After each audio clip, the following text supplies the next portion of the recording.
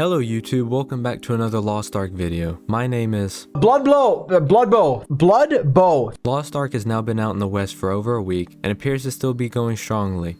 The game has lost a couple people since they're just hype gamers, playing whatever is hot at the moment. They don't really matter, because they wouldn't have stuck around. I don't think this deserves too much time, but I'll quickly talk about pay to win. Spend all your time on social media and area chat in the game crying about how someone else is spending all their money on a video game, then you're not putting in the time to actually play the game. Everything up to tier 3 has already been figured out. No world first or figuring out how to clear content. The fact people can complain about a free-to-play game incentivizing a shop is amazing, especially with other MMO titles like World of Warcraft and Final Fantasy XIV requiring you to pay a box price, a subscription, and on top of all of that having an in-game store. Instead of wasting your time, you can pull up a guide for speedrunning to tier 3 through the game, which I'll put in the description. While they're focused on eye level, you'll be increasing yours more slowly while progressing in other end-game systems in Lost Ark. I mean, the whole pay-to-win concept is so stupid. What actually are you winning at by spending money? It's just a weird perception. Anyways, on to the point of Lost Ark being here to stay in the West.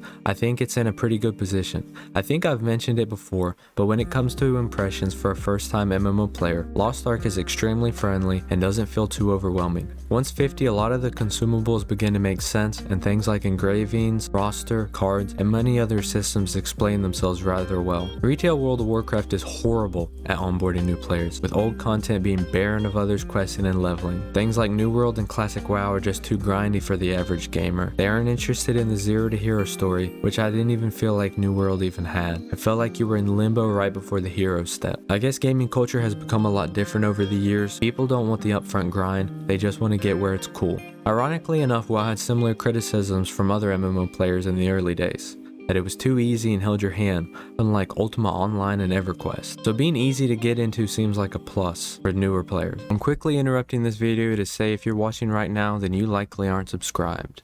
If you don't want to get stepped on by a giant cock in Makoko Village, then I suggest you do.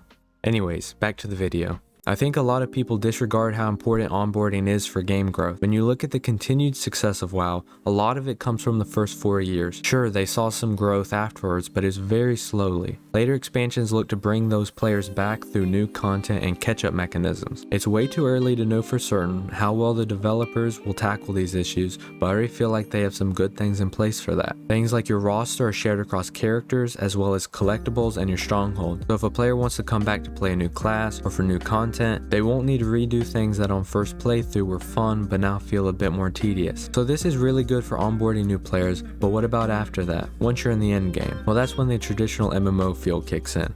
Chaos and Abyss dungeons, Guardian raids in the tower, these are some of the challenging forms of content in Lost Ark you can start doing almost immediately out the gate. Another thing this game has that Final Fantasy XIV has showed success with is smaller group content, which I think is much more preferred these days compared to things like raids of 16 and 40 players. It's also a lot more manageable. It's also cool that these late game systems are soloable as long as you're skilled enough. You also do a bunch of island quest chains for island tokens early on, and this helps propel you closer to higher tiers due to the abundance of honing materials and get the coveted additional skill points. Unfortunately, as always with MMOs, launch wasn't completely smooth. Outside of things like people getting locked out of being able to do the main story on their characters, I think the biggest issue was the lack of server transfers. Maybe Amazon decided with how horrible it went over in New World, it'd just be best to avoid it altogether. I, like many others, ended up getting locked to a server, and I had to decide whether or not the progress I had already made was more important to me than playing with a friend. I ended up leveling to 50 again, this time being even easier, as one would expect after developing a general understanding of the class and gameplay. I just wanted to briefly give my thoughts on Lost Ark and be a bit more positive since the pay-to-win narrative seems to have dominated the discussion of the game. I get that everyone has their opinions on what can be good and bad about a game, but to me it's more valid to criticize or applaud the actual gameplay systems, rather than the perception someone is winning in a video game because of money. Since I haven't done much PvP outside of islands with it enabled, I don't have much to say on regards to that. Hopefully once I reach tier 3 I can start focusing more on it, and they introduce ranked. If you enjoyed this video, leave a like. If you want to see similar content related to Lost Ark as well as Genshin, then you can support me by subscribing.